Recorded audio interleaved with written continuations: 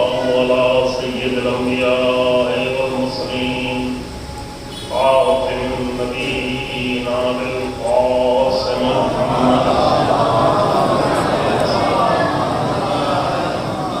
والصلاة والسلام على أهل بيته الطيبين الطاهرين المعصومين المنتجبين الذين أذهب الله عنهم الرجس وطهرهم تطهيرا.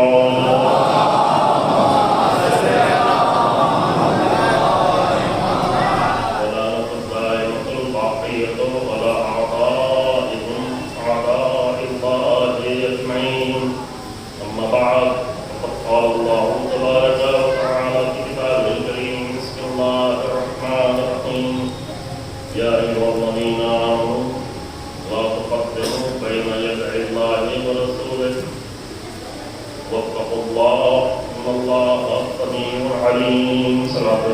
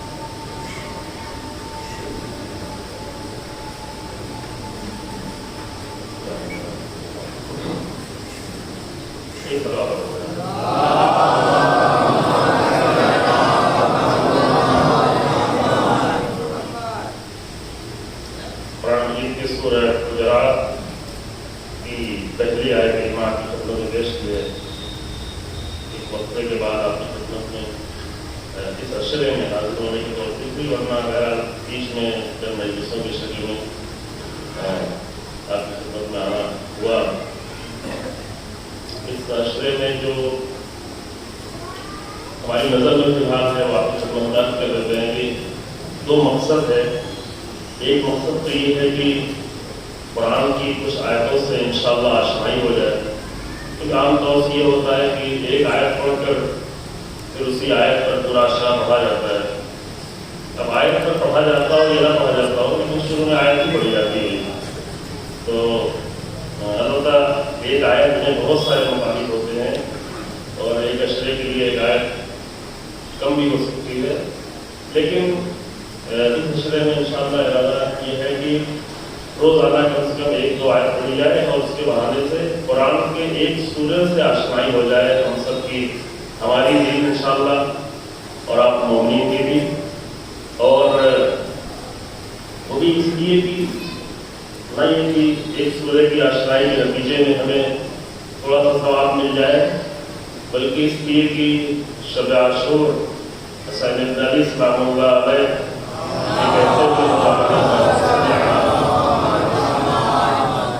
یہ کہتے ہوئے نظر آتے ہیں کہ میرے بھیا عباس یہ جنگ ایک رات کے لیے جا کے روکو، کیونکہ واللہ یعلم انی احب الصلاۃ وتلاوت کتابہ وکثرت الدعاء والاستغفار، کیونکہ اللہ جانتا ہے، یہ میرا اللہ جانتا ہے کہ میں نماز سے عشق کرتا ہوں. احب الصلاۃ، میں نماز سے محبت کرتا ہوں، اور تلاوت کتابہ، اور اللہ کے کلام کی تلاوت سے مجھے عشق ہے، مجھے محبت ہے. کثرت الدعاء والاستغفار، اور بہت زیادہ دعا کرنا اللہ کی بارگاہ میں اور استغفار کرنے سے مجھے محبت ہے، عشق ہے، یہ میری محبت ہے. لہذا میری اس محبت کے لیے ایک شب ابھی اور جنگ رک جائے تاکہ آج کی آخری شب نمازوں کے ساتھ، تلاوت کتاب الہی کے ساتھ اور دعا و استغفار کے ساتھ ملے. استغفار کا مطلب ابھی بیان کرنے کی فرصت نہیں ہے، شاید کبھی آپ کی خدمت میں عرض کیا گیا ہے کہ ہر ایک کا استغفار ایک جیسا نہیں ہوتا. ہر انسان کا استغفار ایک جیسا نہیں ہوتا. انسان کے روح کی جو حالت ہوتی ہے، انسان کے روح پہ جو اثر ہوتا ہے، اسی لحاظ سے وہ استغفار کرتا ہے. ہم صرف یہ تصور کرتے ہیں کہ استغفار کا مطلب گناہوں کو ہوتا ہے، اور ایک معصوم بھلا گناہ کا تصور ہی نہیں ہے، تو وہاں استغفار کیسے ہو سکتا ہے؟ لیکن نہیں ہے چیزوں میں استغفار انشاءاللہ اگر وہی فرصت تو آپ کی خدمت میں عرض کیا جائے گا، میری پہلے دن میں فرصت نہیں ہے اور اس کا موقع نہیں، لیکن ایک اشارہ کرتے چلیں کہ استغفار حتی رسول اللہ سے جب بہت زیادہ استغفار کرتے تو قرآن بھی کہتا ہے کہ وَبِالْأَسْحَارِ هُمْ يَسْتَغْفِرُونَ، سحر کے وقت میں وہ استغفار کرنے والے لوگ استغفار کرتے ہیں سحر کے وقت میں، خاص کر کے کوئی دیکھنے والا نہیں، کوئی جاننے والا نہیں، کسی کو خبر نہیں کہ کوئی کیا کر رہا ہے، شوہر استغفار کر رہا ہے بیوی کو خبر نہیں، باپ کر رہا ہے بچوں کو خبر نہیں، وہ جو سب کو خبر ہو جائے اس عبادت میں اتنا لذت نہیں ہے، اس عبادت میں اتنا مزہ نہیں ہے، مزہ اس میں ہے کہ صرف اللہ کو خبر ہو اور بندہ انجام دے رہا ہو، کسی کو بھی خبر نہیں، اور خبر ہونا یوں تو خبر ہونے میں کوئی حرج نہیں ہے، لیکن اگر کسی میں خبر ہونے کا شوق پیدا ہو جائے کہ لوگ جانیں تو یہ بیکار ہو رہے ہیں۔ اگر کوئی اس کی فکر کے بغیر کر رہا ہو، کوئی جاننے یا نہ جانے تو کوئی مسئلہ نہیں ہے، تب کوئی پرواہ نہیں ہے، انسان یہ سوچ نہیں رہا کہ میں جا رہا ہوں تو جانے، میں پڑھ رہا ہوں کہ کوئی دیکھے، میں استغفار کر رہا ہوں کسی کو خبر ہو، میں وضو کر رہا ہوں کہ میرے وضو کی کرنے کی آواز لوگوں تک پہنچے، میں اٹھا ہوں شب میں تو میرا دروازہ کھولنے بند ہونے کی آواز لوگ سنیں تاکہ سمجھ جائیں کہ میرا شوہر اٹھ گیا ہے، میری بیوی اٹھ گئی ہے۔ یہ پرواہ اگر نہ ہو تو اگر کوئی جان بھی لے تو کوئی حرج نہیں، اصل انسان کی اپنی روح کی بات ہے کہ اس کی سوچ کیا ہے، کیونکہ سوچ سے کوئی عمل انجام دے رہا ہے، صرف نماز ہی نہیں، صرف عبادت ہی نہیں، حتیٰ دنیا کا کوئی بھی کام انسان کر رہا ہو اس کو یہ فکر رہا ہو کہ لوگ دیکھیں، کیونکہ بہت بڑی بیماری ہے، نہایت ہی بری بیماری ہے، یہ انسان کو بڑا ہلکا بنا دیتی ہے۔ وہ انسان جو اپنے کام کو دکھانے کی فکر میں ہوتا ہے وہ انسان خود بخود ہلکا ہو جاتا ہے، چاہے وہ عبادت نہ بھی کر رہا ہو، کوئی اور بھی کام کر رہا ہو، لیکن جس کو کیمرے کے سامنے آ کے رہنے اور کیمروں کے سامنے فوٹو کھینچانے کی فکر ہوتی ہے وہ ہلکے لوگ ہوتے ہیں۔ وہ یہاں تو بڑا عجیب منظر ہوتا ہے ہمارے ہندوستان پاکستان کا کہ بعد میں دیکھا ہے کہ تقریر کوئی کر رہا ہے پیچھے کوئی کھڑا ہوا ہے، یوں ہی کھڑا ہوتا ہے کیونکہ کیمرے لگے ہوئے ہیں، اور ایسے لوگوں کو یہ قوم جو ہے اپنا لیڈر بھی ماننے کو تیار ہے، قوم کی کیا حالت ہوگی، قوم کی طرح زوال کا شکار ہوگی۔ تو انسان میں یہ حالت کی وہ اس کو دکھاوے کی فکر نہ رہے، یہ بیماریاں بھی دوسری قوموں میں نہیں ہیں، تو بہت سارے لوگ مسلمان نہیں ہیں لیکن ان بیماریوں سے پاک کر دیا اپنے آپ، اس کی فکر نہیں ہوتی، دل سے کام کر رہے ہوتے ہیں، اس کی پرواہ نہیں ہوتی۔ یہ بیماریاں خاص کر ہمارے برِ صغیر میں بہت زیادہ ہے، دنیا کے کسی کونے میں دکھاوے کی بیماری اتنی نہیں ہے جتنا ہندو پاک میں۔ بہت سارے ملکوں کا ہمارا بھی تجربہ ہے، آپ لوگوں کا تجربہ ہوگا، شاید ہم سے زیادہ کسی کا تجربہ ہو، ہماری کوئی کم ہو، لیکن اتنا دکھاوا نہیں ہے، حتیٰ دین بھی نہیں ہے، اسلام بھی نہیں جانتے، اپنے مذہب پر بھی نہیں ہے، لیکن دکھاوا نہیں ہے، کیونکہ دکھاوا انسان کو بہت ہلکا کر دیتا ہے۔ شادی ہو، رسم ہو، فلاں ہو، مجلس ہو، کھلانا ہو، مجلس پڑھنا ہو، ہم آپ کو نہیں کہتے، یہ بیماری جب ہم لوگوں میں آتی ہے تو آگے کہتے ہیں ہم فلاں نے ایسی مجلس پڑھ کے آ گئے، اتنی تعریف ہوئی، اتنی واہ واہ ہوئی، ایسا ہوا ویسا ہوا، اس کی ضرورت نہیں ہے نا؟ ان ساری بیماریوں کی ضرورت نہیں ہے۔ میں دور نہ چلا جاؤں اپنے مسئلے سے، آگے نہ بڑھوں تو قرآن کی آیتوں سے آشنائی، قرآن کی اس اشرے کا پہلا مقصد یہ ہے کہ انشاءاللہ تعالیٰ قرآن کی چند آیتوں سے آشنائی ہو، اس طرح سے آشنائی ہو، خدا توفیق دے انشاءاللہ کہ تھوڑا سا ہماری قرآن سے محبت بڑھ جائے۔ اتنی تو ہم نہیں کہہ سکتے جیسے شب عاشور میں جس طرح حبیب میں مظاہر کی محبت تھی، جس طرح مسلم میں اوسجا کی تھی، جس طرح اصحاب حسینی کی تھی، جس طرح امام حسین خود اپنے لیے کہہ رہے ہیں وہ یعلم، اللہ جانتا ہے کہ مجھے عشق ہے، مجھے محبت ہے، اس حد تک تو نہیں، لیکن تھوڑا سا قرآن سے عشق ہو جائے، اللہ کے کلام سے تھوڑا سا عشق ہو جائے۔ اور دوسرا مقصد یہ ہے اس اشرے کے انشاءاللہ تعالیٰ کہ اس کے ذریعے سے چند ہماری اعتقادی اور اخلاقی اور سماجی بیماریاں اور اس کے مسائل کا حل انشاءاللہ کوشش کی جائے. اللہ توفیق دے آپ کو بھی اور ہمیں بھی انشاءاللہ. کیونکہ یہ جو سورہ ہے یہ نہایت ہی اخلاقی سورہ ہے، نہایت ہی. آپ چاہیں تو برقع پڑھنے سے 18 آیتیں ہیں، 18 آیتوں کا چھوٹا سا سورہ ہے، لیکن اتنا زیادہ اخلاقی کوئی اور سورہ نہیں. ادب جس طرح سے بتایا گیا ہے، اعتقادی مسائل جس طرح سے حل کیے گئے ہیں، سماجی بنیادی ترین مسائل آ کر اس ایک سورے میں حل کیے گئے ہیں. ہم تو سوروں کو قرآن کو ہمیں ثواب کے لیے پڑھتے ہیں کہ کون سا سورہ زیادہ بڑا ہے تو اس پہ زیادہ ثواب ہوگا. یہ سورہ بہت چھوٹا سا ہے، 2.5 صفحے کا ہے، لیکن بہت سارے مسائل میں یہ حل کر رہا ہوتا ہے. تو انشاءاللہ تعالیٰ وہ بعض مسائل ہمارے حل ہوں، بعض مشکلات ہماری حل ہوں.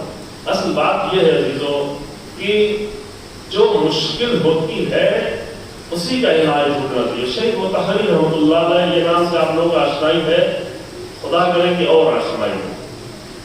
اور ان کی 2 باتیں ابھی ہم کرنا چاہ رہے ہیں. ایک بات تو اسی سے پہلے بھی آپ کے سامنے عرض کی کہ وہ کہتے ہیں کہ میں گیا اصفہان میں ایک استاد نے مجھے نہج البلاغہ کی دنیا سے آشنا کر دیا. پھر وہیں پہ دعا کرتے اے کاش کہ مجھے کوئی ایک ایسا اور استاد مل جائے جو مجھے قرآن کی دنیا سے آشنا کرے. تو کر بھی دیا. بعد میں یہ تفسیریں ہیں وہ پڑھے انسان محسوس کرتا ہے، یعنی اس کا شوق ہو. سب سے پہلے انسان میں اس کا شوق ہو. مثلا وہ قوم میں تھے، حوضے میں تھے، بہت سارے علماء کے درمیان میں تھے، لیکن ڈھونڈ رہے تھے، تلاش کر رہے تھے کہ کوئی آ کے ہمیں نہج البلاغہ کی دنیا سے آشنا کرے اور آشنا کرتے ہیں. لکھا ہے اسی کتاب میں، جو انہوں نے کتاب لکھی ہے سیری در نہج البلاغہ، نہج البلاغہ کی دنیا میں سیر نہیں، نہج البلاغہ میں سیر. تو اس میں یہ لکھا ہے کہ ہمیں آشنا کر دیا اسلام میں، تو یہ دعا کی. دوسرا مطلب شاید اسی کتاب میں بھول گیا، اسی میں ہے یا کسی اور کتاب میں ہے کہ مقدمے میں ہے کتاب کے کہ وہاں یہ لکھا ہے کہ میں نے کبھی کسی موضوع پر نہ قلم اٹھایا نہ بیان کیا جب تک کہ اس کو سب سے زیادہ ضروری نہیں سمجھا. یہ بہت اہم مسئلہ ہے. شاید آپ کے لیے پتہ نہیں کتنا اہم ہے، مجھے نہیں معلوم، لیکن ممبر پر آنے والوں کے لیے بہت زیادہ اہم ہے کہ کہیں ایسا نہ ہو کہ وقت کی ضرورت کچھ اور ہو، ہم بیان کچھ اور کر رہے ہیں. وقت کے تقاضے کچھ اور ہوں، وقت کے مسائل کچھ اور ہوں، ہم 200 سال پرانے مسائل حل کر رہے ہیں جو حل ہو چکے ہیں. مثلا ہم مثال دے دیں، ابھی ایک اور آسان مثال دیں گے. مثلا مومنین کے درمیان میں بیٹھ کے جناب ابو طالب کے ایمان ثابت کرنا، اور اتنا زیادہ ثابت کیا جائے کہ پھر مومن بھی شک کرنے لگے. مومن تو نہیں شک کرے گا، بچے شاید شک کریں گے. یہ ہوتا ہے جو کہ ہوتا ہے. مطلب سورج نکلا ہوا ہو، دھوپ ہو، گرمی ہو، حرارت ہو، روشنی ہو، اور آپ بیٹھ کے دھوپ پہ بیٹھ کے ثابت کریں کہ سورج نکلا ہوا ہے، تو 2 صورتیں ہوں گی. دیکھنے والا کہ یا تو یہ پاگل ہو گیا بیچارہ، یا یہ کہ اسے شک ہونے لگے کوئی مسئلہ تو نہیں ہے. کیوں اتنا سورج ثابت کیا؟ سورج ہے تو سورج کی طرح ثابت کیوں کر رہے ہیں؟ کہیں کچھ گڑبڑ تو نہیں ہے، کہیں کوئی مشکل تو نہیں ہے. تو ہاں ضرورت ہے بعض نادانوں نے اور بعض ناصبیوں نے، جن کی ناصبیت ابھی کھل کے سامنے آ گئی ہے، وہ آ کر امیر المومنین کو اپنے جیسے لوگوں کی صف میں لانے کے لیے جناب ابو طالب پر اس طرح کی باتیں کرتے ہیں. تو وہاں جا کے ثابت کریں، ان کے سامنے ثابت کریں، اخباروں میں جا کے ثابت کریں، ایسے لٹریچر نکالیں کہ ان کے لیے ثابت ہو جو اپنے نشستوں میں بیٹھ کے اس طرح کی باتیں کر رہے ہوتے ہیں، بکواس کر رہے ہوتے ہیں. اس طرح کی اپنی عظیم ذات جو رسول اللہ کی اوپر مہربان ہو کے، جو رسول اللہ کے لیے رحمت بن کے رہا، اس کے لیے اس طرح کی باتیں کریں. لیکن اپنے مومین کے مجمع میں بیٹھ کے پوری تقریر کیوں اس پہ نکال دیں؟ پہلے زمانے میں کہتے تھے چلو کوئی بات بھی دوسرے لوگ بھی سننے آتے تھے، البتہ وہی لوگ سننے آتے تھے جو ابو طالب کے ایمان کو اچھی طرح جانتے تھے. لیکن پھر بھی چلو کبھی کبھی کا ذکر ہو گیا.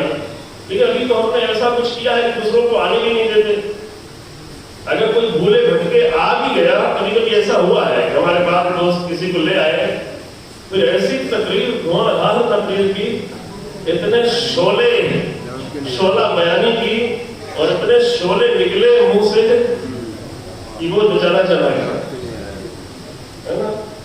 تو ابھی یہاں پر اصل مسئلہ یہ ہے کہ جو مسائل ہوتے ہیں, جو ضرورتیں ہوتی ہیں, جو بیماریاں ہوتی ہیں, اس کا علاج کیا جائے. یہاں پہ ایک ڈاکٹر صاحب تو مجھے نظر آ رہا ہے, اور بھی شاید اور ڈاکٹر ہوں لیکن میں جانتا نہیں ہوں. اب کوئی مریض اس کے پیٹ میں جو ہے کینسر کا ٹیومر ہو اور وہ ڈاکٹر کے پاس جائے اور وہ انفیکشن کا علاج کرنا شروع کر دے, اینٹی بائیوٹک دینے لگے, تو اس کے پیٹ میں جو ٹیومر ہے ہی ہے, اس کی کڈنی بھی خراب ہو جائے گی اور اس کا لیور بھی فیل ہو جائے گا. بجائے یہ کہ علاج ہونے کے وہ کینسر تو بڑھتا چلا جائے گا, جو جتنے دن لیٹ ہوگا وہ ٹیومر پھیلتا چلا جائے گا, تو وہ بیماری اور بڑھتی جا رہی ہے.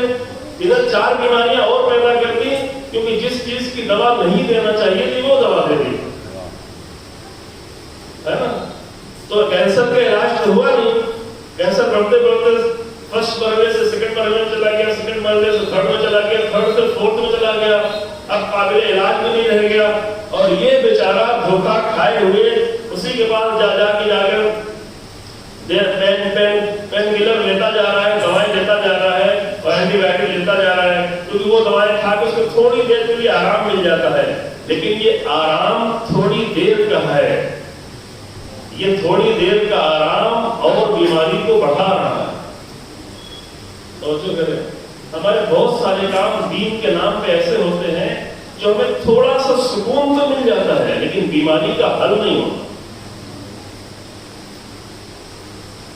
پین کلرز دیتے ہیں, ہم بھی ایسے ہی کام کر رہے ہوتے دین کے نام میں جو پین کلر والے کام کہ چلو ایک دن سال میں ایک مرتبہ پیسہ خرچ کیا, اچھا کھانا پکا کے کھلا دیا لوگوں کو, اب بڑا سکون لگنے لگا کہ دیکھو اتنا خرچہ کر دیا, کھلا دیا, یہ سکون کی بات ہے. لیکن یہ سکون ابھی نہیں ہوا, یہ علاج نہیں ہوا, یہ صرف پین کلر تھا. علاج کب ہوگا؟ تو حساس مسئلہ ہو گیا. مثلا ایک انسان آئے اور مسجد کے پاس سے گزر رہا ہو اور مسجد کی دیوار چومتا ہوا چلا جائے, دیوار چومنے سے اس کو تھوڑا سا سکون مل جائے, لیکن دیوار چومنے سے علاج نہیں ہوا, یہ پین کلر تھا, تھوڑی دیر کے پین کلر. اچھا ایک آدمی اور آگے بڑھے, جا کے مسجد میں نماز بھی پڑھ لی, نماز پڑھ کے آئے تو نماز پڑھنے سے سکون محسوس ہونے لگا تھوڑا سا, کیونکہ نماز پڑھ کے آیا ہوں. لیکن نماز پڑھ کے اگر عبد و معبود کے درمیان میں رابطہ پیدا نہیں ہوا تو فقط پین کلر تھا, علاج نہیں. علاج یہ ہے کہ روح جو اللہ کی طرف سے ہے اپنے معبود سے جڑ جائے, اپنے معبود سے رابطے کو محسوس کرے, عشق کو محسوس کرے, لذت کو محسوس کرے. جیسے ایک بچہ جب کھویا ہوا بچہ, ایک بچہ گم ہو جائے, کبھی آپ لوگ گم ہوئے کہ نہیں بچپن میں؟ نہیں ہوئے تو پتہ ہی نہیں ہوگا آپ لوگ گم ہونے میں کیا ہوتا ہے. اچھا آپ کے بچے کبھی گم ہوئے؟ یہ بھی نہیں ہوا. کبھی جیسے ابھی اربعین میں جاتے ہیں, میرا بچہ بھی گم ہو گیا 2 سال پہلے, تو گم ہو گیا, کافی دیر تک گم ہو گیا. میں تو نہیں جا پایا تھا, مجھے آپ لوگ روک لیتے نہیں جانے دیتے, لیکن بچے گئے فیملی گم ہو گیا. اب تو ماں جانتی ہے کہ ایک بچہ جب گم ہو گیا اس کے اوپر کیا گزر رہی ہوگی, اور ماں پہ کیا گزر رہی ہوگی, ادھر بچے پہ کیا گزر رہی ہوگی. کیوں؟ اس لیے کہ یہ بچہ ماں سے جڑا ہوا تھا, ماں سے جڑا ہوا ہے, ماں اس کا منبع ہے. ماں کو ماں کہتی اس لیے ہے کہ ماں پلٹنے کی جگہ ہے. تو یہ بچہ جو چند گھنٹے کے لیے اپنی ماں سے دور ہو گیا ہے, ادھر ماں کو بھی بڑی تکلیف ہے, ادھر بچے کو بھی بڑی تکلیف ہے کہ میری ماں کہاں ہے. اور چند گھنٹے کی جدائی کے بعد جب بچہ اپنی ماں کے پاس آتا ہے تو کس طرح وہ سینے سے لگ کے لپٹتا ہے, اس سکون کی حالت کو کیا کہتے ہیں. تو آپ ہزاروں نمازیں پڑھ کے چلے آئے, وہ جو اپنے معبود سے دور ہو چکے ہیں اور دور ہوتے جا رہے ہیں, اور بیچ میں بڑے شیاطین آ کے دور کرتے جا رہے ہیں. وہ شیاطین کہیں بھی نظر آ سکتے ہیں, مقدس جگہوں پہ بھی نظر آ سکتے ہیں, حتیٰ ممکن ہے ممبر پہ نظر آئے جو اب تو معبود کے درمیان میں رابطہ توڑ دے. تو مشکل کا علاج کب ہوگا؟ بیماری کا علاج یہ ہے کہ یہ روح اپنے رب سے متصل ہو جائے. انہوں نے نماز پڑھ کے پین کلر تو تھوڑا مل گیا، تھوڑا سا سکون ہوا، پین کلر سے علاج نہیں ہوا. اب یہاں سے کعبے چلے گئے، حرم چلے گئے، حج کرائے، زیارت کرنے چلے گئے. میں تھوڑا حساس بات ہے کہہ رہا ہوں، برا نہیں مانی ہے کر، لیکن سمجھنے کی کوشش کریے گا. آپ زیارت کر کے چلے آئے، حرم کو چوم لیا، نگاہیں پڑی، آپ کو سکون تو مل گیا، لیکن یہ سکون دائمی علاج اس وقت ہے کہ جب اس عمل کے ذریعے سے اپنے پروردگار سے جڑ جائے. اگر نہیں تو فقط پین کلر. آپ کعبے کے اندر بیٹھے رہے، لیکن اگر رب سے رابطہ نہ ہوا تو فقط پین کلر. علاج نہیں. روح کو اپنے پروردگار کی طرف لپٹنا ہے. وہ ہے کہ ادھر ہی سے، جسم تو اس زمین سے ہے، اور قرآن کہتا ہے منہا خلقناکم وفیہا نعیدکم مرۃ اخری. میں نے تم کو اسی زمین سے پیدا کیا ہے، اسی میں تمہیں دوبارہ پلٹا دوں گا. نعیدکم، اور نہیں پلٹنا، اسی میں پلٹا دوں گا مرۃ اخری، دوبارہ. اسی زمین سے کھا کے، زمین کے پھل، زمین کی سبزیاں، زمین سے پیدا ہوا اناج، زمین سے پیدا ہوئی گھاس پھوس کھا کے، جانور جو کھاتے ہیں وہ جانور کھا کے، یہ ساری چیزیں ڈائریکٹ یا انڈائریکٹ کھا کھا کے یہ ہمارا جسم بنا ہے. تو جس زمین سے بنا ہے، اللہ ہر ایک چیز کو اس کی اصل کی طرف پلٹا دے گا. یہ جسم جو اس زمین سے بنا ہے، اس کی اصل زمین ہے، تو یہ جسم زمین میں پلٹ جائے گا. لیکن روح زمینی نہیں ہے، روح مٹی سے نہیں بنی ہے، روح ایک زمینی چیز ہے ہی نہیں.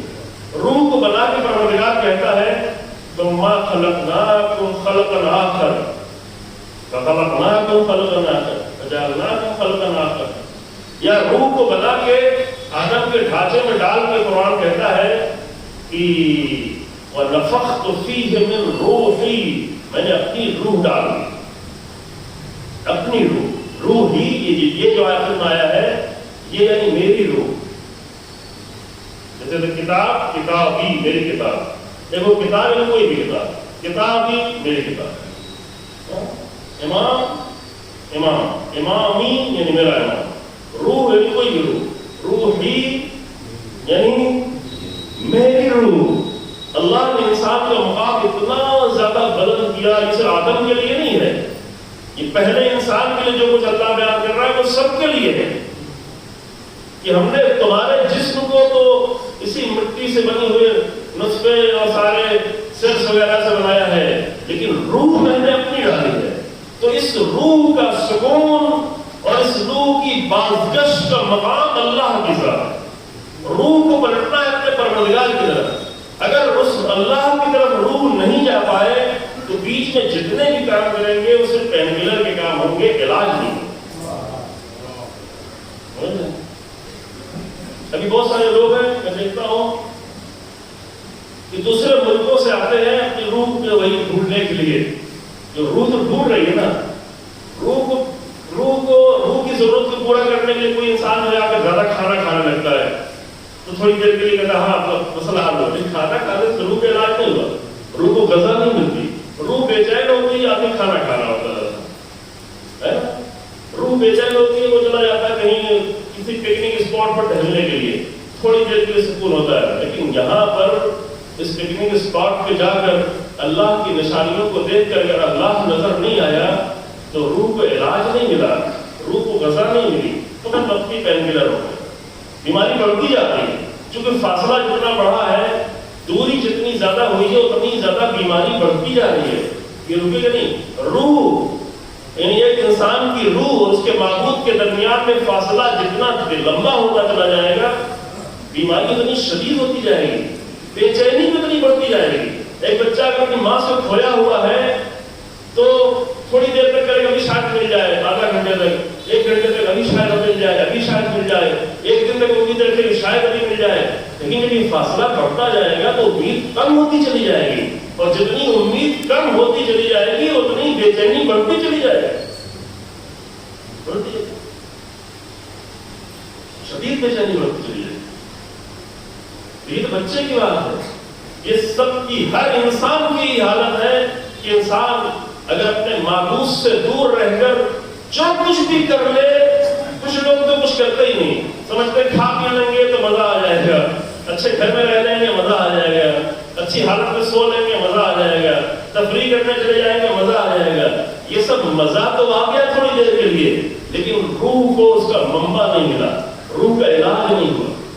یہ صرف اپنے آپ کو دھوکہ دے رہا ہے انسان. لیکن کچھ لوگ کہتے نہیں، اب مسجد میں آ جائیں گے، اب نماز پڑھ لیں گے، اب کھانا کھلا دیں گے، اب کعبے چلے جائیں گے، اب حرم چلے جائیں گے، اب کربلا چلے جائیں گے، یہ سب کچھ کر لیں گے اور یہاں سے میری روح کا علاج ہو جائے گا. ہاں حتماً یہاں سے علاج ہوگا، لیکن اس وقت علاج ہوگا جب ان وسیلوں کو اللہ تک پہنچنے کا ذریعہ بنائے.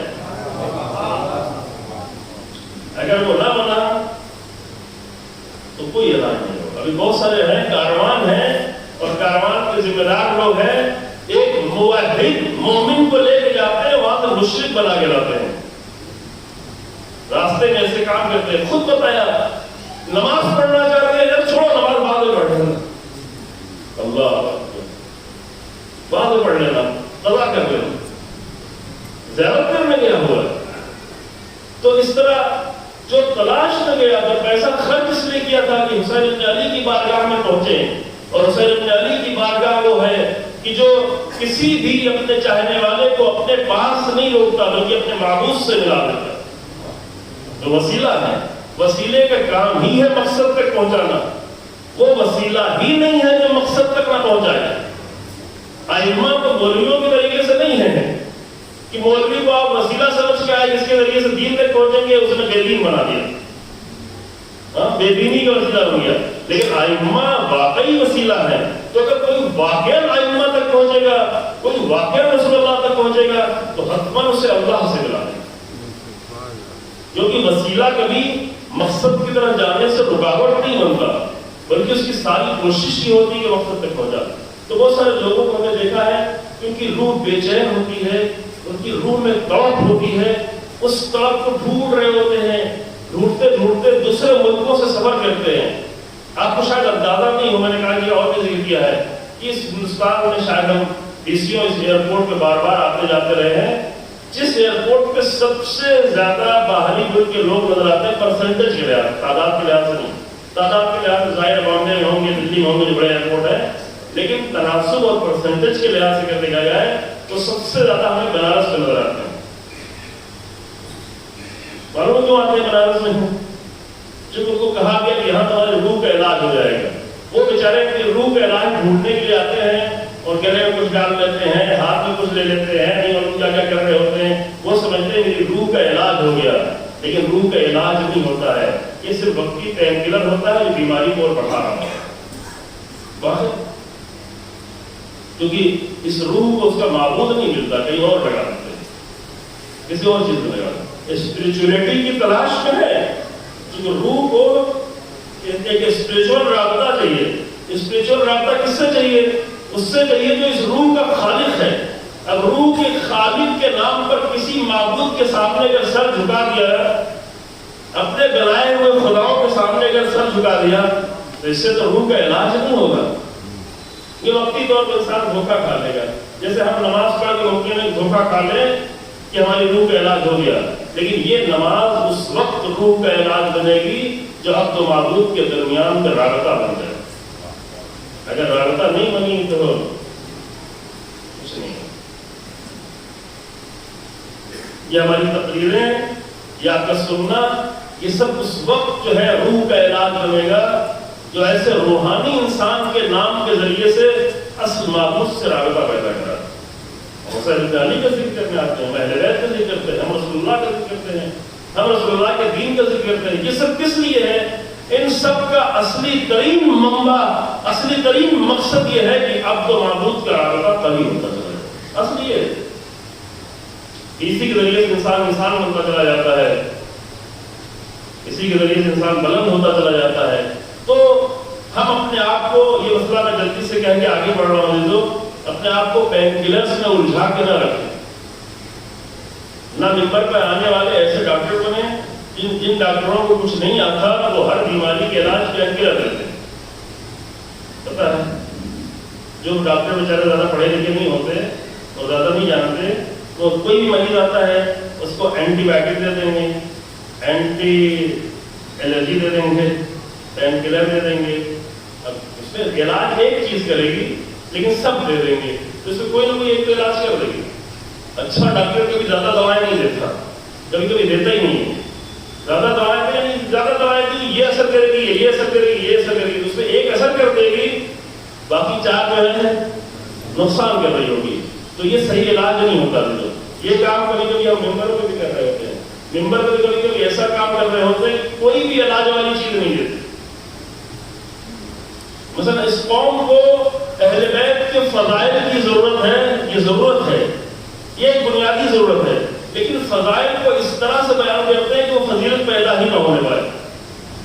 فضائل اس لیے ضروری ہے تاکہ قوم میں فضیلت پیدا ہو.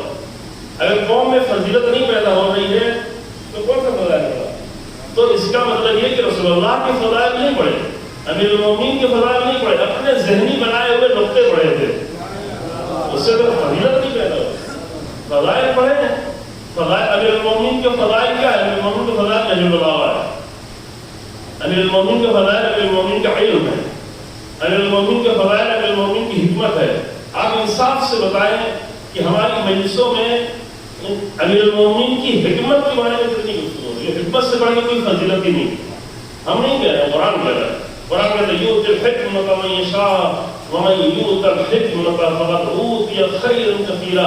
اللہ جسے چاہے حکمت دے دے. حکمت یعنی وزڈم، حکمت یعنی طبابت نہیں، حکمت یعنی وزڈم، حکمت یعنی عقلانیت، حکمت یعنی ہر کام کو ریزنیبل طریقے سے کرنا، حکمت یعنی ہر چیز کی انسان پر مضبوط دلیل ہونا. اور میرے مومن کی اتنی ساری حکمت پڑی ہوئی ہے، اتنی حکمت، صرف نجم البلاغہ نہیں، غرر الحکم تو جلد کتابی سی بات ہے چھپی ہے. غرر الحکم ان حکمتوں پر ایک بہت بلند چیز، بہت ہی روشن چیز ہے. اتنی سب کچھ موجود ہے، حتیٰ ان کا نام بھی نہیں سنا ہوگا. یہ سب معتبر چیزیں چھوڑ کے ایسے قصے کہانی بیان کر رہے ہوتے ہیں کہ جن کی کوئی حقیقت ہی نہیں ہے. تو فضیلت کیسے پیدا ہو، علم کیسے پیدا ہوگا؟ قرآن کہتا ہے کہ میں نے آدم کو علم دیا، یعنی آدم کی برتری کی وجہ علم تھا فرشتوں پر. تو علم کہاں ہماری قوم میں؟ اگر علم نہیں ہے اس کا مطلب یہ کہ امیر المومنین کا علم ہم نہیں سمجھ پائے، یعنی امیر المومنین کا علم ہی نہیں بیان کیا گیا، رسول اللہ کی حکمت ہی نہیں بیان کی گئی. ایک چیز لے دے کے بیان کی جاتی ہے، وہ کیا؟ شجاعت. شجاعت بہت بڑی فضیلت ہے، لیکن شجاعت اس وقت فضیلت ہے جب ہماری قوم کو شجاع بنا دے.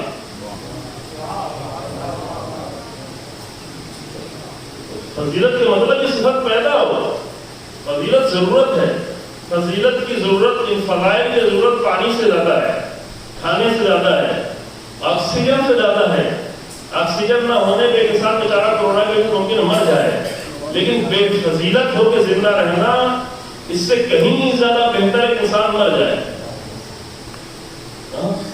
فضائل کے بغیر، ویلیوز کے بغیر، فضیلتوں کے بغیر کوئی انسان زندہ رہے اور ہر ایک کے لیے بوجھ بنا رہے، ہر ایک کی نگاہوں میں کھٹکتا رہے، اپنے گھر والوں کی نگاہوں میں کھٹکتا رہے، کیونکہ فضیلت ہی نہیں ہے. بیوی شوہر کی نگاہ میں کھٹکے، بچے ماں باپ کی نگاہ میں کھٹکے، پڑوسی کو برا لگے، کیونکہ فضیلت نہیں ہے. اگر فضیلتیں ہوتی تو کوئی انسان کسی کو برا ہی نہیں لگتا، سب اچھے لگتے. تو ایک فضیلت بیان ہوتی ہے شجاعت. شجاعت میں بھی کیا بیان ہوتا ہے؟ اگر میں اپنے مجمع سے پوچھوں، معاف کیجیے میں آپ کو مشکل میں ڈالنا چاہتا کہ کتنی جنگوں کا نام آپ کو یاد ہے؟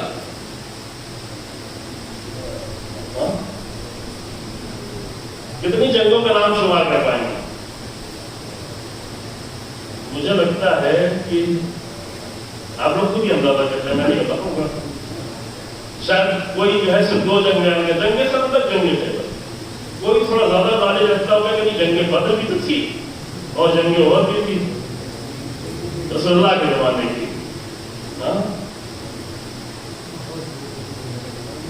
لیکن جنگیں کتنی تھی؟ 27 یا 29 جنگیں وہ تھی جس میں خود رسول اللہ گئے. اور رسول اللہ جس جنگ میں جاتے تھے فقط ایک جنگ کو چھوڑ کر باقی ساری جنگوں میں امیر المومنین ہوا کرتے تھے ہوتے تھے. اس کے علاوہ اور بھی کئی ساری جنگیں تھیں جو رسول اللہ نہیں آتے تھے کہ امیر المومنین چلے جاتے بھیج دیتے تھے. ابھی اس پہ ہم آپ کو نہیں ڈالنا چاہتے. اصل بحث یہ ہے کہ ایک فضیلت بیان ہوتی ہے وہ ہے شجاعت. لیکن اگر اتنی شجاعت بیان ہوئی ہے تو قوم میں اتنی شجاعت تو پیدا ہونا چاہیے نا کہ اگر کوئی آج مرہب اٹھے, کوئی آج اندر بن کے آئے تو اس کے مقابلے میں ایک آواز تو اٹھا سکے. تلوار نہ اٹھائے, زبان کو کھولے ہیں. اتنا تو ہو شجاعت. یہ کون سی شجاعت کہ آپ اتنے سال تک ممبر پہ بیٹھ کے امیر المومنین کی شجاعت بیان کی, اور جب کہا گیا کہ چلو کم سے کم خواتین نکلی ہوئی, عورتیں شاہین باغ پہ گئی ہوئی, تم بھی کچھ بولو تو بولنے کو بھی تیار نہیں. یہ کون سی شجاعت؟ شجاعت کہتے ہیں. یہ افسوس کے مقام نہیں ہے. یہ کون سی شجاعت؟ ٹھیک ہے, لوگ ڈرے ہوئے ہوں, دوسرے لوگ ڈرے ہوئے ہوں, جو جن کو مانتے ہیں ان کے ماننے والے ڈرے ہوئے ہوں, لیکن جو امیر المومنین کی شجاعت کا ذکر کر رہے ہیں وہ کیوں اتنا ڈرے ہوئے ہیں؟ ان کے اندر اتنا خوف کیوں بیٹھا ہوا ہے؟ وہ اتنا خوف زدہ کیوں؟ امیر المومنین کی سخاوت بیان ہوتی ہے, لیکن جیب سے پیسہ نکلنا بہت مشکل ہوتا ہے. دوسروں کی جیب سے پیسہ نکال لینا اس کی تو ساری کوشش ہوتی ہے, جائز طریقے سے, ناجائز طریقے سے, سارے طریقے اپنا لیتے ہیں, لیکن خود نکالنا ہوا تو کس سخاوت کا ذکر ہو رہا تھا؟ کون سے امیر المومنین کی سخاوت کا ذکر ہو رہا تھا؟ تو عزیزو, فضیلتیں ہماری ضرورت ہے, اور دین کے بہت سارے مسائل ضرورت ہیں, اعتقادی مسائل ہیں, سماجی مسائل ہیں. میں خالی موضوع کی وضاحت کر رہا ہوں. اخلاقی مسائل ہیں, اخلاقی بیماریاں اتنی زیادہ ہیں. اخلاق, آپ لوگ اخلاق کہتے ہیں, اخلاق کہتے ہیں. اخلاقی بیماریاں اتنی زیادہ ہیں, اس قدر شدید ہیں ہمارے معاشروں میں کہ ہر چیز کا اگر حل نکل جائے تو بھی مشکل نہیں حل ہوگی, کیونکہ نیچے سے لے کے اوپر تک, بلکہ نہیں الٹا کہ اوپر سے لے کے نیچے تک سب اخلاقی بیماریوں میں شکار. جو آ کر اخلاق کا علاج کرتے وہ خود بچارے شکار. نہ اخلاق ہے, نہ ادب ہے, نہ تمیز ہے, نہ تہذیب ہے. مطلب ممبر پر بھی اخلاق نظر نہیں آتا, ادب نظر نہیں آتا. اور دھیرے دھیرے مجمع اس بات پہ یقین کر چکا ہے کہ یہی ہونی چاہیے. وہی سمجھنے لگا کہ یہی دین ہے. ہوتا ہے جب کوئی بری چیزیں رائج ہو جاتی ہیں تو پھر وہی انسان سمجھنے بھی لگتا ہے, پھر وہی چیزیں اپنے بڑے انسانوں کے ساتھ منسوخ کرنا بھی شروع کرتا ہے. یہ اور بڑی مشکل ہو جاتی ہے, یہ اور بدترین حالت ہو جاتی ہے. تو عزیزو, یہ ساری چیزیں, یہ ممبر, یہ قرآن, یہ حدیثیں, یہ ذکر اہل بیت, یہ ذکر رسول اللہ, یہ انبیاء کا ذکر, یہ انبیاء کی اتنی ساری تاریخیں جو بیان کی, یہ سب اس لیے ہے کہ آ کر ہر دور کے مشکلات, ہر دور کے مسائل کو حل کرے, ہر دور کی مشکلات کو حل کرے. اور قرآن میں یہ صفت پائی جاتی ہے. اور جس کربلا کو آپ یاد کرنے کے لیے بیٹھتے ہیں اور دور دور سے مومنین آتے ہیں یہی اشرا کرنے کے لیے, معلوم ہے مجھے کئی سال سے کہ دور دور سے لوگ آتے ہیں. یہ دور دور سے آ کر فقط اپنے محلے کی رسم ادا کر کے نہ چلے جائیں, بلکہ ان اشروں کے ذریعے سے اپنی مشکلات کو حل کریں. یہ نہیں کہ ہمارے محلے کی رسم ہے, اس محلے کی رسم ہے. اصل محلہ ہی محلہ, یہ محلے کے نام مجھے بھول جاتے ہیں, یہ وہاں کی مجلس ہے, یہ وہاں کی مجلس ہے, اس محلے کی, اس محلے کی, یہاں کی رسم ہے, وہاں کی رسم ہے. فقط اس میں اپنا پورا وقت ختم نہیں کرتے ہیں, بلکہ ان مجلسوں کے ذریعے سے مسائل کا حل کیا جائے, مشکلات کو حل کیا جائے انشاءاللہ. اور مشکلات کو ان مسائل میں حل کیا جائے جس کی ضرورت ہے. یہ نہیں ہو کہ ٹیومر کا علاج جو ہے وہ اینٹی بائیوٹک سے کیا جا رہا, یہ اس کا رائے ہے. تو میں نے جو قرآن کی آیت پیش کی, ترجمہ کر دیتے ہیں آپ کی خدمت میں آج, کل سے گفتگو آگے بڑھے گی تو انشاءاللہ اللہ توفیق دے گی. پیش کیا جائے. قرآن کہتا ہے یا ایھا الذین آمنوا لا تقدموا بین یدی اللہ ورسولہ. اے مومنو, دیکھو اللہ سے آگے بڑھنے کی کوشش کرو, لا تقدموا، آگے نہ ہو. تو بہت زیادہ شوق ہوتا ہے، لیکن ہم بھی تو کچھ ہے، ہماری بھی اپنی سوچ ہے، ہمارا بھی اپنا نظریہ. ہاں سوچ ہے، نظریہ ہے. اللہ کہتا ہے کہ تم زیادہ سوچو، زیادہ فکر کرو. رسول اللہ سے کہتا ہے کہ ان کو کہے کہ سوچیں. رسول اللہ سے کہتا ہے کہ ان کو پریکٹس کرائے سوچنے کی. یہ نہیں کہ آپ رسول ہیں، آپ میرے نبی ہیں تو یہ کہے کہ جو بھی آپ کہیں گے فوراً سب جو ہے ان کو سوچنے کی نہ دیں، کچھ کہ نہیں. آپ رسول اللہ ان کو دے موقع دیں، ان سے مشورہ کریں. رسول اللہ مشورہ کرتے تھے بار بار. جنگ بدر میں مشورہ کر رہے ہیں رسول اللہ، جنگ خندق میں مشورہ کر رہے ہیں، جنگ سے پہلے مشورہ کر رہے ہیں، میدان جنگ میں جانے کے بعد مشورہ کر رہے ہیں. جنگ سے پہلے مشورہ کر رہے ہیں کہ کہاں لڑی جائے جنگ، مدینے کے اندر لڑی جائے، مدینے کے باہر لڑی جائے. لوگوں نے مشورہ دیا، عمل کیا، مدینے سے باہر نکلے. مدینے کے باہر جانے کے بعد پھر مشورہ کر رہے ہیں کہ جنگ کیسے لڑی جائے. لشکر بہت زیادہ ہے، ہم لوگ بہت کم ہیں. مشورہ دیا کہ خندق کھود دی جائے. رسول اللہ نے مشورے کو قبول کر لیا. لیکن جب مشورہ مانگا جائے تو مشورہ، لیکن جب رسول اللہ کوئی حکم دے، دین کوئی حکم دے، دین کوئی مسئلہ بیان کرے، اللہ کی طرف سے کوئی حکم آ جائے تو لا تقدموا بین یدی اللہ ورسولہ. اب اللہ سے آگے نہ بڑھو. اپنی اللہ کی دی ہوئی فکر کے ذریعے سے تم سوچ کے اپنے آپ کو اللہ سے بھی آگے نہیں بڑھاؤ. جس کا شوق ہم میں سے بہت سارے لوگوں کو بتا ہوتا ہے کہ دین تو یہ کہتا ہے لیکن میں یہ سمجھتا ہوں کہ یہ ہونا چاہیے. رسول اللہ تو یہ فرما گئے ہیں لیکن مجھے لگتا ہے کہ یہ ہونا چاہیے. یہ سوچنے کا محل نہیں، سوچنے کی محل یہ ہے کہ رسول اللہ جو فرما گئے ہیں اس کے بارے میں سوچیں کہ کیوں فرما گئے، اس میں راز کیا ہے، اس میں حکمتیں کتنی زیادہ ہیں. وہ سمجھ میں نہ آئے تو غور کریں، فکر کریں، حدیثوں تک جائیں، علماء تک جائیں، جو جانکار ہیں ان تک جائیں، تاکہ اس میں زیادہ غور کریں کہ ہمارا ایک عمل فقط رسم بن کے نہ رہ جائے، اس کا راز بھی ہمیں معلوم ہے. فقط عمل نہ رہ جائے، اس کی لذت معلوم ہو. کیونکہ جب تک کوئی عمل فقط اس لیے کیا جائے کہ ہمیں کرنا ہی کرنا ہے تو وہ مجبوری میں کیا جاتا ہے. لیکن جب اس کا فلسفہ، اس کا راز سمجھ میں آ جائے تو اس میں لذت محسوس ہوتی ہے، اسے مزہ آتا ہے، اسے کرنے میں انسان کو اچھا لگتا ہے. اللہ تقدموا بین یدی اللہ ورسولہ، صرف ترجمے کی حد تک آپ کی اللہ اور رسول کے آگے نہیں بڑھو. واتقوا اللہ، اور تقویٰ اختیار کرو. اب تقویٰ کی ڈیفینیشن یہاں پہ نہیں بیان کریں گے ابھی، شاید بات میں فرصت نہ ہو پائے. لیکن تقویٰ جو آپ کے ذہنوں میں عام طور سے ڈال دیا گیا وہ تقویٰ ہرگز نہیں. تقویٰ پورے دین کا نچوڑ ہے. تقویٰ ایک انسان، میں چند جملوں میں خالی کہہ رہا ہوں، اس کی وضاحت نہیں جاؤں. تقویٰ جس سے آپ لوگ عام طور سے لوگ سننا بھی نہیں چاہتے. عام طور سے لوگ نماز جمعہ کے خطبے میں دیر سے آتے ہیں کہ وہاں نماز جمعہ کے خطبے میں تقویٰ بیان کیا جائے. آخر میں چلیں گے نماز پڑھ کے چلے آئیں گے. نماز جمعہ کو تاکید ہے کہ تقویٰ بیان نہیں کرنا ہے، تقویٰ کی تاکید کرنا ہے. کم سے کم اتنا تو مومن سوچے کہ اتنی زیادہ تاکید کیوں ہے کہ ہر خطبے میں، پہلے خطبے میں بھی تقویٰ، دوسرے خطبے میں بھی تقویٰ، روزہ رکھو تو تقویٰ، نماز پڑھو تو تقویٰ، حج پہ جاؤ تو تقویٰ، دین پہ عمل کرو تو تقویٰ، رسول اللہ سے آگے نہ بڑھو تو تقویٰ، اللہ سے آگے نہ بڑھو تو تقویٰ، اور تقویٰ کا حق بھی ادا کرو. اتنا تقویٰ تقویٰ تقویٰ کیوں؟ یہ مطلب انسان سوچے تو یہ تقویٰ وہ تقویٰ نہیں جو ہمارے ذہنوں میں، اس لیے وہ اچھا نہیں لگتا. ہمارے ذہنوں میں، مجھے یاد یہ بات میں کبھی عرض کر چکا اسی ممبر پہ 5-6 سال پہلے، لیکن 2-3 جملے میں کہہ کے آگے بڑھ جاتا ہوں. ہمارے ذہنوں میں تقویٰ کا تصور ہے وہ دوسرے مذہب سے دیا گیا ہے. وہ کرسچینٹی کا تقویٰ ہے، وہ ہندوازم کا تقویٰ ہے، وہ بدھزم کا تقویٰ ہے، وہ اسلام کا تقویٰ نہیں ہے، وہ جینزم کا تقویٰ ہے.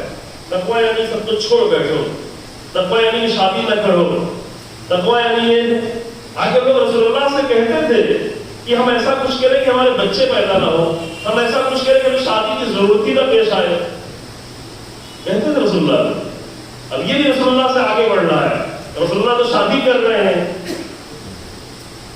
رسول اللہ تو ضرورت پڑی تو زیادہ شادی کر رہے ہیں، ہے نا. یہ آپ کے زیادہ رسول اللہ سے بھی زیادہ متقی بننا چاہتے ہیں کہ یا رسول اللہ شادی منع کرتے ہیں، یہ کچھ ایسا کریں کہ پھر بچے پیدا نہ ہو، انسان ضرورت محسوس نہ کرے، یہ تقویٰ ہوتا جاتا ہے۔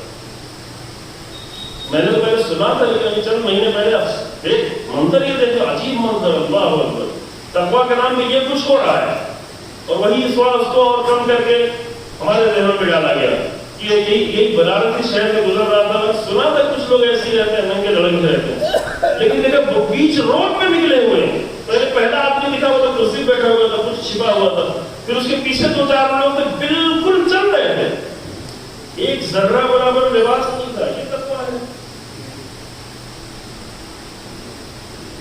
دین کے نام پر کتنی حماقتیں کی جائیں گی، دین کے نام پر کتنی جہالت کی جائے گی۔ آپ دوسروں کو دیکھ کے ہنسے نہیں، ہم بھی بہت ساری حماقت اور جہالت کر رہے ہیں دین کے نام پر۔ ہمارے کام کو کچھ لوگ دیکھ کے ہنس رہے ہوتے ہیں، کیا کر رہے ہیں دین کے نام پر؟ یہ دین کے نام پہ کیا ہو رہا ہے، یا اللہ تعالی کے نام پہ کیا ہو رہا ہے؟ تقویٰ یعنی یہ کہ انسان میں ایک ایسی قوت پیدا ہو جائے جو اپنے دین کی حفاظت کرے اور ہر طرح کے شر اور ہر طرح کے دشمن کے خطرے کو پہچان بھی لے اور اس کا ڈیفنس بھی کرے۔ تقویٰ یعنی یہ، تقویٰ یعنی بقایا ہے، تقویٰ یعنی سپر، تقویٰ یعنی ڈھال، تقویٰ یعنی لوہے کی ڈھال نہیں، بلکہ ایسی ڈھال جو روح کے لیے ڈھال بن کے چل رہی ہے ساتھ ساتھ۔ اسی جگہ کہ نماز بھی تقویٰ کے لیے، روزہ بھی تقویٰ کے لیے، حج بھی تقویٰ کے لیے، ہر عمل کا کوئی نہ کوئی اہم ترین فلسفہ تقویٰ ہے۔ اور بھی فلسفے ہیں لیکن بنیادی ترین ایک فلسفہ تقویٰ ہے۔ پڑھا دیا گیا تھا واتقوا اللہ۔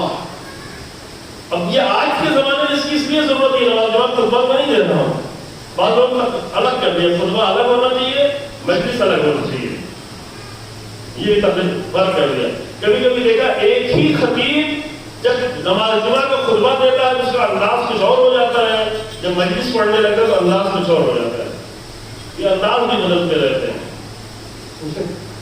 یہ نہیں ہے، مومنوں کے انداز ایک ہوتے ہیں، رسولوں کے انداز ایک ہوتے ہیں، نبیوں کے انداز ایک ہوتے ہیں، نبیوں کی امانت دار لوگوں کے انداز ہمیشہ ایک ہوتے ہیں، وہ نہیں بدلتے۔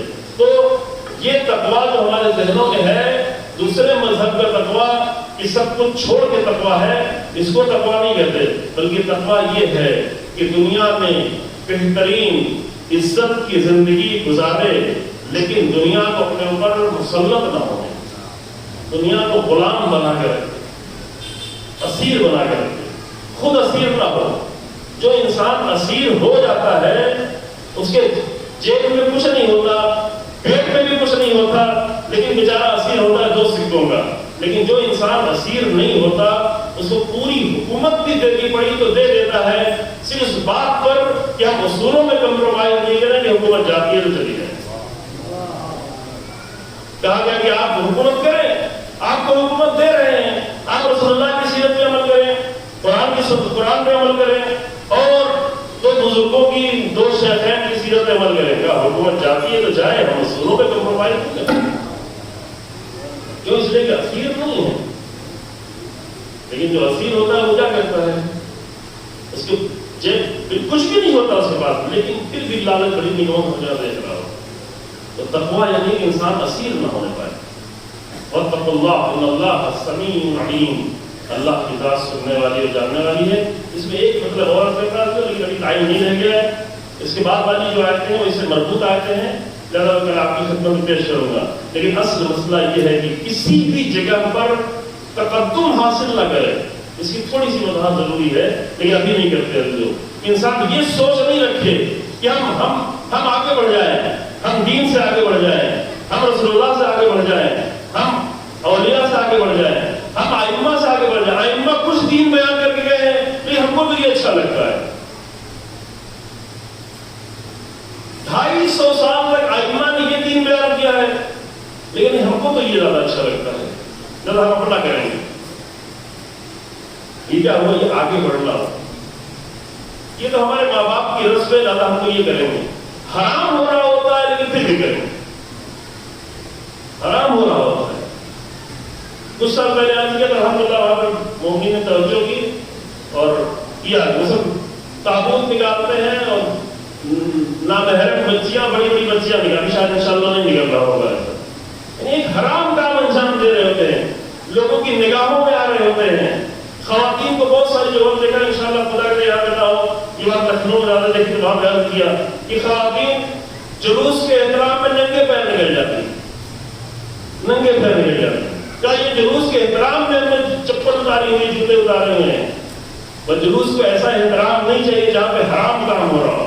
کیونکہ پیر کا چھپانا اتنا ہی واجب ہے جتنا سر کا چھپانا واجب. پیر کا چھپانا اتنا ہی واجب ہے جتنا جسم کے دیگر اعضاء کا چھپانا واجب ہے. خاتون کے ہاتھ کھولا جا سکتا ہے، چہرہ کھولا جا سکتا ہے، پیر نہیں کھولا جا سکتا.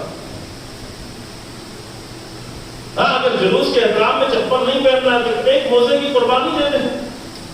موزہ بھی ایسا نہیں پہنے جس کو دیکھ کے مریض لوگ جو کچھ اور سوچنے لگے. اور قرآن کہتا ہے کہ دیکھو اپنی آواز کو نرم کر کے بات نہ کرو، وَلَا تَخْضَعْنَ بِالْقَوْلِ، دیکھو اپنی آواز کو ملائم نہ کرو. جب مردوں سے بات کرو، بات کرنا ایک نیچرل چیز ہے، انسان کو ضرورت ہوتی ہے، مرد عورت سے بات کر سکتا ہے، حتیٰ ضرورت پڑتی ہے محرم نہ محرم سے بات کر سکتا ہے. لیکن جب بات ہو تو ضرورت کی حد تک ہو، اس سے زیادہ نہ ہو. اور جب بات ہو تو آواز کو نرم نہ کیا جائے کہ جن کے دلوں میں مرض ہے وہ بیمار ہونے لگے. حکم قرآن. تو کوئی بھی ایسا عمل نہ انجام دیا جائے کہ مریض کی نگاہیں پڑے تو مریض جلوس کو بھول جائے، ہے نا. تو یہ آگے بڑھنا کیا کہیں ہم کرتے آئے ہیں، کہیں حکم قرآن کے آگے نہیں بڑھ سکتے، اللہ کے حکم کے سامنے آگے نہیں بڑھ سکتے. اب یہ کیوں نہیں بڑھ سکتے یہ بحث انشاءاللہ کل. یوں نہیں کہ مجبور ہیں، ایسا نہیں ہے کہ ہم کہہ رہے ہیں تو آپ کو ماننا ہی پڑے گا، ہماری ڈکٹیٹرشپ ہے، ہم نے تم کو پیدا کیا ہے لہٰذا تم کو ماننا ہی پڑے گا. یہ مسئلہ نہیں ہے. یہ میرا رسول ہے تو میرے رسول کی بات تم کو سننی پڑے گی، ورنہ مار دیں گے، ورنہ میرے فرشتے تم کو پکڑ لیں گے، ورنہ جہنم میں ڈال دیں گے. یہ مسئلہ نہیں ہے. پھر ہے کیا مسئلہ؟ آپ بھی تھوڑا سوچ کے آئیے گا. کل انشاءاللہ اس کو بیان کیا ہے. کہیں مجلس پہلی مجلس گلانی نہ ہو جائے کہ آپ لوگ کہیں گے مجلس ترتیب پڑھ دیتے ہیں. لیکن عزیزو، جو لوگ واقعاً عظیم لوگ تھے انہوں نے کبھی بھی پڑھنے کی کوشش نہیں کی. میں صرف ایک نام دیتا ہوں، رسول کا نام کرتا ہوں کہ جو لوگ جانتے تھے، جو جانتا تھا کہ رسول اللہ کیا ہے، جو تمام کمالات اور فضیلتوں کا سرچشمہ تھا، لیکن اس نے رسول اللہ کے سامنے کبھی ایک قدم بھی پڑھنے کی کوشش کی. یہ امیر المومنین کی فضیلت ہے. امیر المومنین کی 63 سالہ فضیلت یہ ہے کہ صرف اپنی 33 سال کی زندگی ہی میں نہیں بلکہ رسول اللہ کی رحلت کے بعد بھی باقی جو زندگی باقی رہ گئی 30 سال، اس رحلت کے بعد بھی 30 سال میں رسول اللہ کے کسی بھی حکم کے سامنے ایک لمحے کے لیے آگے بڑھنے کی سوچا ہی نہیں. یہ ہے امیر المومنین کی فضیلت. کیوں؟ لا تقدم بین یدی اللہ ورسولہ، رسول اللہ سے آگے نہیں بڑھو، اللہ سے آگے نہیں بڑھو. یہ ہماری جہالت ہے کہ رسول اللہ سے آگے بڑھنا چاہتے ہیں. امیر المومنین خطبہ نہیں دیتے تھے. ایک خطبہ بھی امیر المومنین کا نہیں ہے. 33 سال رسول اللہ کے ساتھ زندگی گزاری ہے. آپ اس کو 10 سال نکالنے کے لارے مسارت نہیں ہوا تھا. پھر 10 سال سے لے کر کے 33 سال تک، یعنی کتنے 23 سال رسول اللہ کے ساتھ رہے. یہ وہی علی تھا جس کی فصاحت و بلاغت جب بات میں تھی تو وہی پہلے سے بھی تھی. یوں نہیں کہ بات نہیں بار کی پیدا ہو گئی، لیکن جب رسول اللہ تھے تو رسول اللہ کے ہوتے ہوئے ایک خطبہ نہیں کبھی نہیں. کلام تک بھی نہیں کرتے تھے. اگر ضروری مسئلہ وہ پوچھ لیتے تھے لیکن اپنی طرف سے کلام نہیں کرتے تھے. سوال کر لیتے تھے جو سوال کرنا لازم ہے، یا سوال نہیں کرتے تھے. مومن سوال کرتے تو باقیان مجلس پریشان ہو رہے تھے، میرے مولانا سوال کیوں کر دیا؟ سوال کرتے تھے بھی. سوال کرنا اچھی چیز ہے، سوال کرنے میں توہین نہیں ہے، سوال کرنا لازم ہے. آپ بس تقاضا بھی کرتے ہیں کہ سوال ہو. ہمارے بزرگ یہاں بیٹھے ہیں لیکن ہم جیسے طالب علم سے کوئی مسئلہ یہاں چھوٹ جائے، رہ جائے، پورا نہ ہو تو سوال کرتے ہیں. تو امیر المومنین سوال کر لیتے تھے لیکن اپنی طرف سے کبھی کلام نہیں کرتے تھے. امیر المومنین سوال کر لیتے تھے لیکن اپنی طرف سے کبھی مشورہ بھی نہیں دیتے. کبھی بھی مشورہ نہیں. کبھی بھی نہیں کہ یا رسول اللہ مجھے لگتا ہے یہ کرتے ہیں اور رسول اللہ ہے تو یہ کیا کریں؟ مشورہ کس بات میں؟ یہ ہے امیر المومنین کی. یہ فضیلت کیونکہ ہمیں اپنانا نہیں ہے، ہمیں آگے بڑھ بڑھ کے دین بیان کرنا ہے، زیادہ ہم بیان بھی نہیں کرتے. امیر المومنین کی یہ فضیلت، ایک انسان رسول اللہ کے ساتھ اعلان رسالت کے بعد 23 سال تک رہے لیکن ایک جملہ بھی رسول اللہ کے سامنے بیان نہ کرے، ایک مشورہ بھی نہ دے، جو اس کے سامنے قرآن کی آیات تقدم بین یدی اللہ ورسول. تقدم کی جگہ ہاں اگر بھیج دیا جاؤ یمن میں تبلیغ کر کے آؤ، یمن میں جا کے خطبہ دیا کہ یہاں رسول اللہ نہیں. اگر کسی محاذ میں بھیجا وہاں جا کے کہ وہاں رسول اللہ نہیں ہے، لیکن جہاں پہ رسول اللہ ہے وہاں پر کوئی. لوگ آ کر مشورہ دیتے تھے، لوگ آ کے گفتگو بھی کرتے تھے، وہاں سے آپ نہ جائیں، آپ یمن چلے جائیں، آپ مکے کو نہ چھوڑیں. لیکن ایک ذات تھی جو اس نے حسین ابن علی کو کبھی مشورہ نہیں. یہ فضیلت ہے. ابو الفضل عباس یعنی کون؟ یعنی جو تقدم نہیں چاہتا، جو یہ نہیں چاہتا کہ میں حسین ابن علی کو بھی جا کے مشورہ دوں، میری شجاعت تو کچھ اور کہہ رہی ہے. لوگ مشورہ دیتے تھے، ہمدردی میں دیتے تھے. کچھ لوگ کی اور سیاست بھی تھی لیکن دوسرے لوگ ہمدردی میں دیتے تھے. امام حسین نے کہا کہ ہاں تمہاری ہمدردی میں، لیکن سوال یہ ہے کہ امام حسین کو امام حسین اگر امام سمجھتے ہیں تو امام بہتر جانتا ہے یا آپ بہتر جانتے ہیں؟ کوششیں کی، جا کے مشورے دیے، دل سے کہہ رہے تھے. ان کی ساری کوشش یہ تھی کہ حسین ابن علی پنجتن پاک کی آخری فرد ہے تو حسین ابن علی کو بچا لیا جائے. دل سے چاہ رہے تھے، لیکن حسین ابن علی کی کوشش یہ تھی کہ ہمیں پورے بھرے گھر کی جان دینی پڑے تو جان دے دیں لیکن دین کو بچا لیا. دونوں میں فرق. اور لوگوں کی کوشش کی حسین کو بچا لیا جائے اور امام حسین کی کوشش کی دین کو بچا لیا. اور ابو الفضل عباس وہی سوچتے تھے جو حسین ابن علی سے. ابو الفضل عباس تو بہت عظیم تھا. 13 برس کا بچہ تھا، 10 برس کے بچے. مجھے مسائل کچھ اور شاید پڑھنا تھا لیکن ابھی پڑھ دیتا ہوں. آپ کو پتا ہے کربلا کے میدان میں سوال کر رہے ہیں سب سے زیادہ امام حسین کس کو چاہتے؟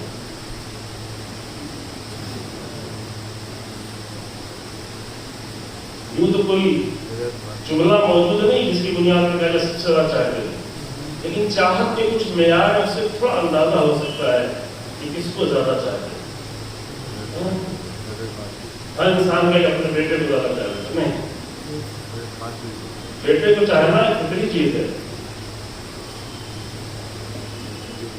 لیکن بیٹے کو رخصت کرتے وقت حسین ابن علی روئے گریا، کیونکہ اپنا بیٹا ہے اور اس کا باپ یہاں پہ موجود ہوں. رونا تو دور کی بات ہے، کربلا کے مقتل میں جو بھی جانا چاہتا تھا تقریباً جو مقتل میں لکھا ہوا ہے ہر ایک کو کسی نہ کسی بہانے سے وہاں روک گئے. کبھی سب کو روکا، کبھی سب کو کہا چلا جائے، ایک ایک کو روکا، کبھی الگ الگ روکا. نافع ابن ہلال کو الگ سے روکا شب عاشور میں. جون سے کہا کہ جون چلے جاؤ تم یہاں سے. حتیٰ ابو الفضل عباس سے کہا کہ بھیا تم تو میرے لشکر کے علمدار، تم کہاں جا رہے ہو؟ جناب مسلم نے اقلیت کے بچوں کو روکا کہ تمہارے باپ کی شہادت ہو گئی ہے بس کافی ہے. اور وہ محمد کو روک رہے ہیں، قاسم کو روک رہے ہیں، شب عاشور سے لے کے عصر عاشور تک روک رہے ہیں. لیکن صرف ایک سے کہا کہ تقدم ولدی، میرے لال تم آگے بڑھو. یہ اپنا بیٹا تھا، میرے بیٹے کی فرمان، یہ معتبر بات تھا. تقدم ولدی، میرے لال آگے بڑھو، علی اکبر آگے بڑھو. اپنے جوان بیٹے سے کہا کہ بیٹا آگے بڑھو. اور ایک 6 مہینے کا بچہ تھا جو خود اپنے قدموں سے نہیں چل سکتا تھا، لہذا اس سے یہ تو نہیں کہہ سکتے تھے تقدم ولدی، میرے لال آگے بڑھو، لیکن خود ہی اپنے ہاتھ میں لیا اور لے کے مقتل کی طرف چلے گئے. اپنے بیٹے کو سب کو روک رہے، لیکن کس پہ روئے زیادہ؟ اس پہ زیادہ گریہ کیا. اور یہ بلا وجہ نہیں عزیزوں، اس کی وجہ ہے یہ آپ نے تو مسائل میں سنا ہوگا کہ یہ 13 سال کے بچے کو اپنے سینے سے لگایا تو چچا اور بھتیجے دونوں اتنا روئے کہ دونوں کو بشکا. علی کے عام گوشت کھانے والوں کو پانی کی چھڑکاؤ دے کر جگایا جاتا ہے، کربلا میں پانی تو نہیں تھا، لیکن پھر بھی وہ غش سے فاقہ ہو گئے بیدار ہو. کیوں ہوا؟ اب وہ راز تو وہی جانتے ہوں، لیکن میرے خیال سے شاید حسین ابن علی چونکہ ذمہ دار تھے تو ذمہ داری کے احساس نے اٹھا دیا. اور 13 برس کے بچے کے شوق اتنا زیادہ تھا کہ شہادت کے شوق نے اسے بیدار کر دیا. غش کی حالت میں زیادہ دیر تک نہیں رہ سکتا، لیکن اس قدر ہو گئے. 4 بیٹے اور بعض روایتوں کے حساب سے 5 بیٹے امام حسن اسلام جو کربلا کے میدان میں موجود، جس میں سے 1 بچا اور 4 شہید ہوئے. شیخ مفید نے 4 جنا لے کر تیسرے چوتھے کے بارے میں شک تھوڑا کیا ہے، جناب طاہر کے بارے میں، لیکن جناب قاسم، جناب عبداللہ ابن حسن جو آخری لمحے میں شہید ہوئے امام کی شہادت کے بالکل چند لمحے پہلے، اور جناب ابابکر، یہ 3 تو حتمی شہید ہے. جناب طاہر کے لیے ہے کہ شاید وہ بھی شہید ہوئے، یہ تاریخی مسئلہ ہے. لیکن سب سے بڑے بیٹے جو امام حسن کے سب سے بڑے بیٹے تھے جناب حسن مسلمہ، وہ شہید نہیں ہوئے، وہ بچ گئے. اب اس کو وہ بچ گئے، شہید نہیں ہوئے تو ہمارے ذاکرین کا ذکر ہی نہیں کرتے. میں نے ایک آدھ جگہ پڑھا تو لوگوں نے کہا مولانا نے کبھی سنا ہی نہیں تھا. ہم نے کہا ٹھیک ہے سنا نہیں تھا، کم سے کم پتہ جا کے ابھی ریسرچ کر لو، ابھی آگے اتنی ساری سائٹیں پڑی ہوئی ہیں، پڑھ لو کم سے کم. یہ انسان جو امام حسن کا سب سے بڑا بیٹا ہے، جو 2 لحاظ سے بہت اہم ہے کہ ایک امام کا بیٹا ہے، دوسرے امام کا داماد ہے. جو امام حسین السلام نے اپنی بیٹی کی شادی کی جناب حسن مسلمہ سے، جو سب سے بڑے بیٹے تھے، وہ بھی شادی کربلا میں نہیں کی بلکہ کربلا سے پہلے. مقتل کی کتابوں میں لکھا ہے راستے میں. اب راستے سے مراد خود مکہ ہے یا مکے کے پہلے یا مکے کے بعد، چونکہ یہ سب راستہ ہی مانا جائے گا. لیکن روایت میں یہ لکھا ہوا ہے کہ آپ کے بیٹے نے اظہار کیا، اور یہ اظہار کوئی بری چیز نہیں ہے، یہ ہمارے جوان جانے ضرورت ہے کہ جب جوان ہیں تو آگے اظہار کر چچا جان میں شادی کرنا چاہتا ہوں، کافی مدت سے سفر میں نکلے ہیں. تو کہا بیٹا یہ میری 2 بیٹیاں ہیں شادی کے لائق، تم جس سے کہو میں تمہارا نکاح پڑھ دیتا ہوں. تو انہوں نے سر کو جھکا دیا، شرما کے سر کو جھکا دیا. تو فرمایا کہ یہ میری بیٹی فاطمہ بنت الحسین، یہ میری ماں سے زیادہ شبیہ ہے، تو میں اس کے ساتھ تمہارا نکاح پڑھتا ہوں، کیونکہ یہ میری ماں کی شبیہ ہے تو میرے گھر میں رہے، میرے بھائی کی بہو بن کے رہے، میرے بھتیجے کی بیوی بن کے رہے. شاید کسی اور گھر میں نہیں جانا دینا چاہ رہے تھے کہ اس گھر میں رہے، زیادہ وہاں پہ شادی ہو گئی. تو یہ سب سے بڑے بیٹے جناب حسن مسلمہ، ان کو حسن مسلمہ کہتے ہیں، بہت شبیہ ہے. سیکنڈ مسلمہ یعنی سیکنڈ، حسن مسلمہ یعنی سیکنڈ حسن، دوسرے حسن، بہت زیادہ شبیہ ہے امام حسن کی. میدان جنگ میں گئے، دیر تک جنگ کی، 18 گہرے زخم لگے، بہت گہرے زخم لگے، بے ہوش ہو گئے، اور بے ہوشی کی حالت میں شام غریبہ تک پڑے رہے. جب ان کے شہداء کے سروتن میں جدائی ہونے لگی تو لوگوں نے آگے خبر دی ایک جوان ہے جو ابھی زندہ ہے، سانس لے رہا ہے. عمر صاحب نے کہا کہ اس کا بھی گلا کاٹ دو. لیکن وہیں پہ اسماء ابن خارجہ موجود تھا جو قبیلے کا مامور رکھتا تھا، قبیلے کے لحاظ سے. کیونکہ عرب میں جب کسی لڑکی کی شادی ہوتی تھی تو پورا قبیلہ جو ہے وہ شدار بن جاتا تھا، یہ عرب میں بہت خیال رہتا تھا. تو اسماء ابن خارجہ نے عمر صاحب سے بہت اصرار کیا کہ بھی ہم تو جنگ جیت چکے ہیں. اپنے لحاظ سے ملونوں نے یہ سمجھا تھا کہ جنگ جیت چکے ہیں اور یہ بچہ بہت زیادہ زخمی ہے، یہ تو یوں ہی بھی شاید اس کی جان چلی جائے، جلدی چھوڑ دو، یہ میرے خاندان کا بھانجا لگتا ہے، اسے میرے حوالے کر دو. اتنا زیادہ اصرار کیا کہ عمر صاحب نے اسماء ابن خارجہ کے حوالے کر دیا. یہ حسن مسلمہ کو لے کے چلے، کوفے کے راستے میں ہوش آیا، کہا کہ میں کہاں ہوں؟ کہا ہم کوفے جا رہے ہیں. کہا کہ ہم تو کربلا میں تھے، میرا چچا کربلا میں ہے. کہا اب چچا زندہ نہ تھا، اب چچا شہید ہو گیا. پھر بھی کوفے کی طرف رخ کیا. کہا کیوں جا رہے ہو؟ کہا میرا چچا شہید ہو گیا، لیکن تیری پھوپھی تو ہے، زینب ام کلثوم تو ہے. کہا کربلا میں کوئی بھی نہ تھا، وہ بھی اسیر کر کے لے جائے گئے. اس مجاہد کو لے گئے اور لانا پٹی کی علاج کیا، ٹھیک ہو گئے. نسل امام حسن اسی ذات سے چلی. روایتیں ان کے فرزند کی جو اپنی ماں سے روایتیں کی ہیں، بعد میں انہیں بھی شہید کر دیا گیا. عبد الملک بن مروان کے زمانے میں زہر دے کر جناب حسن مسلمہ کو بھی شہید کر دیا گیا. لیکن چونکہ وہ شہید نہیں ہوئے اور مجمع کو رونا نہیں آئے گا تو پھر ہم اس کو ان کا ذکر ہی نہیں کرتے، بیان ہی نہیں کرتے. یہ ناانصافیاں عزیزو. تو یہ عظیم مجاہد یہ زخمی رہا اور بچ گیا. بعد میں شہید ہوا. لیکن امام حسن کے اور سارے بیٹے، وہ کئی بیٹے، کم سے کم 3 یا 4 بیٹے میدان کربلا میں شہید ہوئے. ایک شہادت تو آپ سنتے رہتے ہیں 7 محرم کو اور بار بار سنتے رہتے ہیں، شاید میں بعد میں پڑھوں، لیکن ایک شہادت کا ذکر کرتا ہوں کہ وقت نہیں رہ گیا، تھوڑے وقت میں یہ بالکل آخری لمحہ ہوا جب حسین بن علی زخموں سے چور ہو کر، تیروں پہ تیر کھا کر، نیزے پہ نیزے کھا کر گھوڑے سے زمین پر آئے